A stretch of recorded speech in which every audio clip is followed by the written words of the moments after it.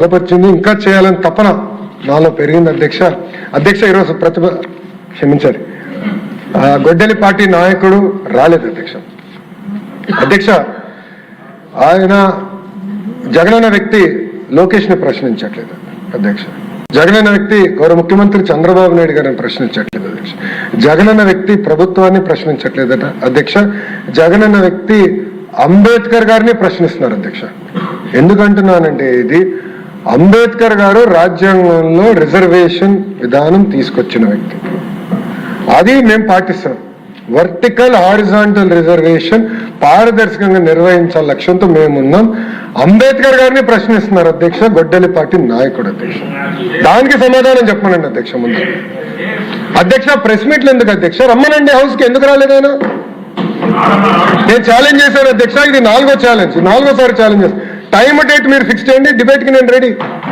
I'm ready in the house, out side the house I'm ready. నేనేం పారిపోట్లా, మీలాగా నా పైన సిబిఐ కేసులు లేదు, మీలాగా నేను బెయిల్ పైన లేను. నేను ఎక్కడికి వెళ్ళాలంటే నేను కోర్టుకు వెళ్ళి పర్మిషన్ తీసుకోవాల్సిన అవసరం నాకు లేదు, అది మీకుంది, నాకు లేదు. పారదర్శకంగా నేను నిర్వహిస్తున్నా అధ్యక్ష. Come to the house and debate. I'm challenging you today. వాళ్ళ ఫేస్బుక్ లో పెడతారు అధ్యక్ష, ఎక్స్ లో పెడతారు, డిబేట్ నుంచి మేము పారిపోయాం. డిబేట్ చేస్తున్నారు రా, కమ్ కూర్చోండి అక్కడ.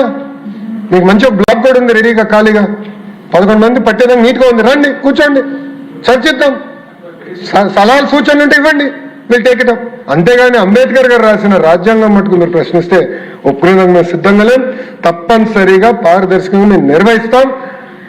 ఇంకొక 3 డిఎస్సీలు ఎన్నికల ముందర ప్రజాప్రభుత్వం నిర్వహించి ప్రభుత్వ పాఠశాలను బలోపేతం చేసే బాధ్యత నేను తీసుకుంటాను అధ్యక్ష. అంతేకాకుండా అధ్యక్ష మీరు చూస్తే సంవత్సరం అయిన తర్వాత మారుతున్నారు అధ్యక్ష. మొత్తం ప్రోగ్రామ్ అయిపోయింది, టీచర్లు ట్రైనింగ్ అయిపోయింది, అంతా అయిన తర్వాత సంవత్సరం తర్వాత వచ్చి ఇప్పుడు ఏదో అవకతవకలు జరిగినాయి. అంటే ఎక్కడో కాక్రోచ్ జనతా పార్టీ యాజిటేషన్ చేసింది, అది ఆదర్శంగా తీసుకుందాం. మేము కూడా ఆయన అన్నాడు కదా, నేను కూడా ఒక కాక్రోచ్ అని ఆయన అన్నాడు. ఆయన కాక్రోచ్ అంట. రమ్మనండి, రమ్మని చెప్పండి హౌస్ కి, వేర్ రెడీ టు డిబేట్. సలహా సూచనలు ఇవ్వండి, సిస్టమ్ని ఇంకా స్ట్రెంథెన్ చేస్తాం. అంతేగాని 3 గంటలు ప్రెస్ మీట్ పెట్టి మేమైతే సిద్ధంగా లేము. చాలా స్పష్టంగా సమాధానం చెప్పేదానికి మేము సిద్ధంగా ఉన్నాం. నేను మళ్ళీ ఛాలెంజ్ చేస్తున్నా, come to the house, come set.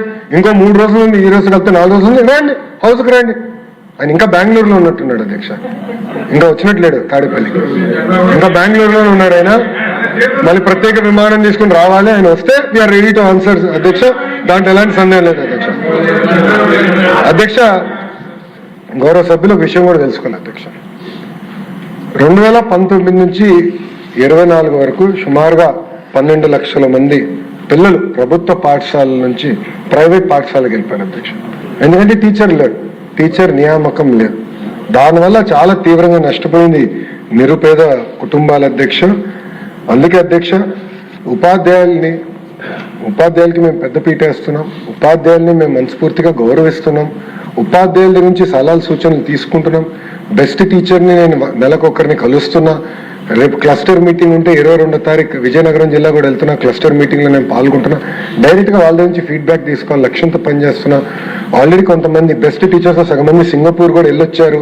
వెళ్ళొచ్చిన తర్వాత వాళ్ళు తిప్పి నాకు ప్రెజెంటేషన్ కూడా చేశారు, అక్కడ ఏం నేర్చుకున్నారు, ఏం మనం అమలు చేయొచ్చని. ఇప్పుడు ఇంకో సెట్ ఫిన్లాండ్కి పంపించాడు, ఇంకో సెట్ ఆఫ్ టీచర్స్ ఫిన్లాండ్కి వెళ్ళారు.